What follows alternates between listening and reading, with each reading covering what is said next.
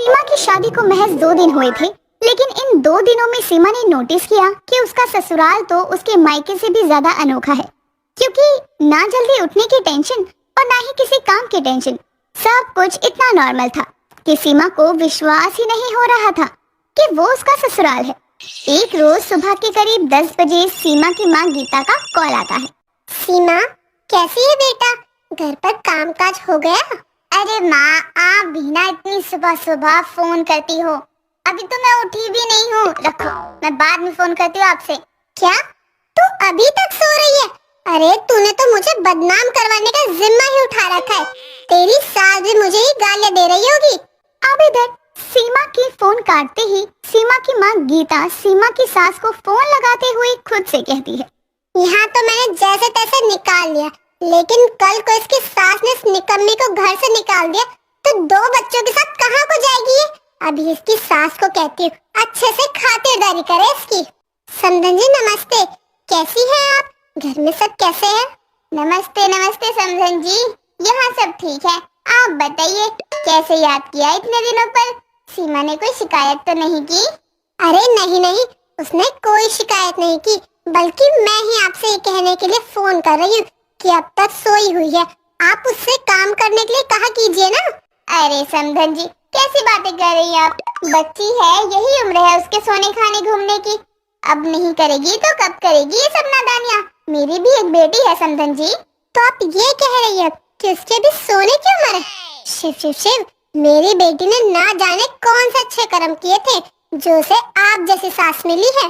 अच्छा, तो समधन जी मैं रखती हूँ फोन, वो जरा मैं बहू को चाय दे दूँ। अब इतना बोलने के बाद ही कांता फोन काट देती है और गीता ये सब सुनकर अपने पति किशोर से कहती है, सुनिए जी, जितनी आपने अपनी बेटी अनोखी पैदा की थी ना, उतना ही उसका ससुराल अनोखा मिला है उसे। उसकी सास को फोन किया कि उसे काम करवाया करो समधन जी, तो कहती कि अब बच्चे सोएंगे नहीं, घूमेंगे नहीं तो कब करेंगे ये सब।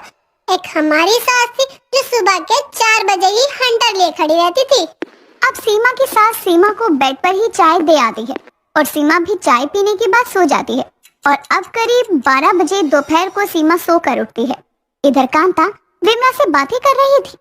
अब विमला सीमा को देखकर कांता से कहती है, लगता है बहू की सुबह अब हो रही है। क्या बात है बहू, ऐसी किस्मत नसीब वालों को मिलती है। सही कह रही है विमला तू, वरना हमारी सास तो हमें सोता देख लेना तो 10 काम और बता देती थी। कभी हमने बहू से बेटी का दर्जा दिया ही नहीं, ऐसा लगता था बंधुआ मजदूर हैं हम। अब सीमा कुछ समय बाद ही कांता के पास आती है और कांता से कहती है, माँ जी खाने में क्या बनाया है? कुछ अच्छा सा खाने का दिल हो रहा है। खाने में तो कद्दू की सब्जी रोटी बनाई है, लेकिन तुझे तो ये पसंद नहीं है ना, मैगी बना दूं? कांता, ये तू कैसी बात कर रही है? तूने तो अपनी बहू को कतई सर पे चढ़ा रखा है। अरे विमला, अगर इसकी जगह मेरी बेटी होती तो क्या मैं उसके लिए सब नहीं करती क्या? अब अगले ही रोज सीमा कहीं बाहर जाने के लिए निकलती है। तभी विमला दूर से ही कांता को देख रही होती है, जो एक शॉर्ट्स वाली लड़की को बाय बोल रही थी। तभी उसके जाने के बाद ही विमला कांता के पास आती है और कांता से कहती है, कांता, अभी जिस मैडम को तू बाय बोल रही थी वो कौन थी? कौन थी का क्या मतलब? मेरी बहू सीमा ही थी, मार्केट गई है। अरे कांता, शादी को 10 दिन भी नहीं हुए तेरे बेटे के, और तेरी बहू तो ऐसे बाहर जा रही है जैसे सालों से यहीं रह रही है। ये सब तू क्या कर रही है कांता? अरे आज के बच्चे हैं, कौन ही इन्हें समझाए? और आज ही अपने मन की नहीं करेंगे तो क्या तेरी और मेरी उम्र में करेंगे ये सब? अब कांता के मुंह से ये सब सुनने के बाद ही विमला अपने घर जाते हुए खुद से कहती है, जैसी सास अनोखी वैसे ही बहू अनोखी, और खूब जम रही है इन सास बहू की। अब देर शाम कांता किचन में काम कर रही होती है कि तभी एक लड़के का आना होता है और वो आते ही कांता से कहता है, जी सीमा का घर है, मैं सीमा का दोस्त हूँ, क्या मैं मिल सकता हूँ सीमा से? अरे आओ बेटा, बैठो बैठो, मैं भी बुला देती हूँ सीमा को। तुम क्यों आए हो तुम यहाँ? तुम्हें पता है ना मेरी शादी हो चुकी है। तुमने मुझे धोखा दिया है, तुमने बिना बताए शादी कर ली। मैं तो तुमसे प्यार करता था ना। लेकिन अब क्या? अब मैं तुम्हारी नहीं हो सकती ना, तो चलो अभी के अभी यहाँ से निकलो। अब इतना सुनने के बाद ही वो लड़का अपने मन में सोचता है, मुझे छोड़ के जाएगी ना, अब आएगा मजा, जब इसकी सास इसे धक्के मार के अपने घर से बाहर निकाल देगी। क्या कहा था इसने मुझसे कि मेरा पति तुझसे ज्यादा कमाता है, अब पता चलेगा इसे।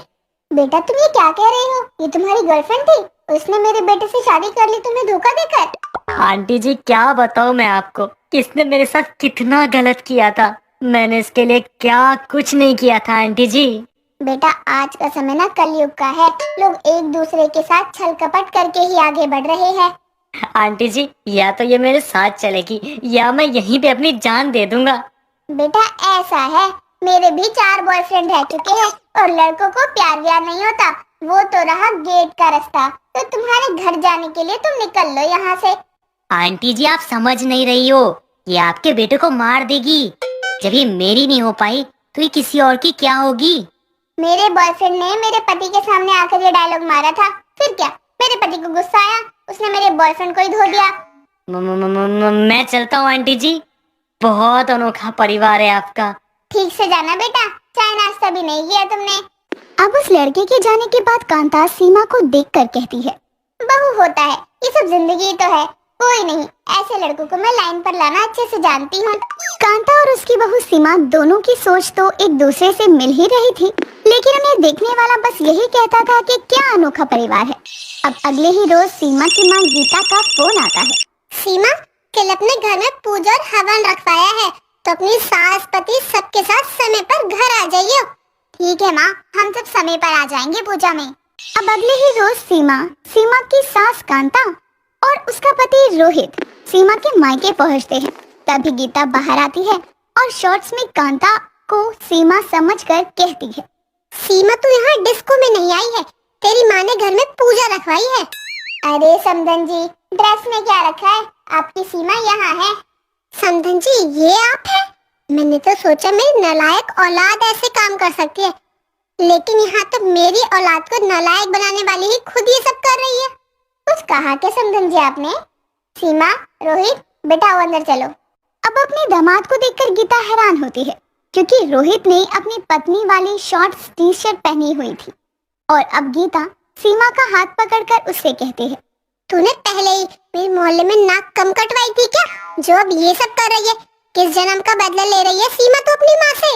माँ हम पूजा में आए हैं, भगवान भी हमारी भक्ति देखेगा, ना कि हमारे कपड़े, ऐसा माँ जी कहती हैं। उसी माँ जी ने तुझे इतना बिगाड़ा है, 23 साल तक तुझे पाला पोसा बड़ा किया और तेरी सास ने 23 घंटे में तुझे बिगाड़ कर रख दिया।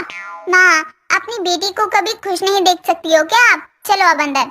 हे भगवान, क्या अनोखी बहू बनाया तूने मेरी बेटी को, वैसे ही ससुराल भी मिला है उसे अब।